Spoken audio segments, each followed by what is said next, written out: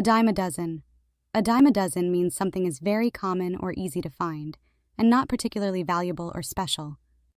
Example sentences. In this area, fast food restaurants are a dime a dozen. Opinions on the internet are a dime a dozen. Finding reliable information is the real challenge. Keep your chin up. Keep your chin up means to stay positive or optimistic in the face of adversity or difficult situations. Example sentences. I heard about your breakup. Keep your chin up. There's someone out there who's perfect for you. You're facing a lot of challenges, but keep your chin up. You're stronger than you think. Let's call it a day. Let's call it a day is an informal expression used to suggest ending an activity or task for the current period, typically because it's getting late or because sufficient progress has been made. Example sentences. The kids have been playing outside for hours. Let's call it a day and get them inside for dinner. We've been shopping for hours. Let's call it a day and head home. Cost an arm and a leg. Cost an arm and a leg means something is very expensive or costly. Example sentences. I love that jacket, but it costs an arm and a leg. I'll have to wait for a sale. Have you seen the prices at that fancy restaurant? It definitely costs an arm and a leg to eat there. Look on the bright side.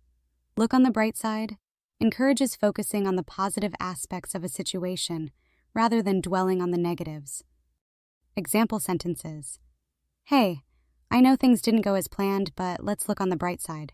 At least we learned something new. I didn't win the competition, but looking on the bright side, I made some great connections and gained valuable experience. It takes two to tango. It takes two to tango means that cooperation or mutual effort is required for a situation or relationship to succeed. Example sentences. Sure, he made a mistake, but it's not fair to solely blame him when, it takes two to tango. Parenting isn't easy. It takes two to tango when it comes to raising kids. Let sleeping dogs lie.